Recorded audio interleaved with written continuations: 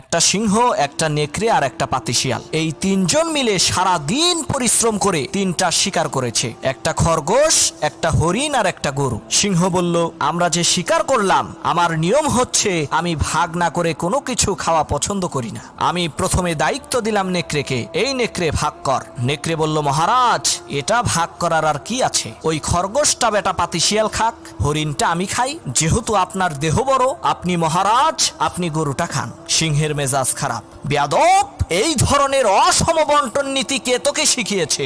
এক থাপ্পড় মেরেছে, নেকড়ের কল্লা 50 হাত দূরে যেয়ে পড়ছে। এবার সিংহ শিয়ালকে বলছে, এই শিয়াল ভাগ কর বেটা। শিয়াল কয়, মহারাজ এর মধ্যে ভাগ করার কিছু নাই, আপনি ব্রেকফাস্ট করবেন খরগোশ দিয়ে, লাঞ্চ করবেন হরিণ দিয়ে, আর ডিনার করবেন গাভী দিয়ে। মহারাজ খুব খুশি। হে রে শিয়াল রে, এত ইনসাফ ভিত্তিক বন্টন নীতি কে তোকে শেখালো রে? শিয়াল বলে, কিছুক্ষণ আগে যে কল্লা দিয়ে গেছে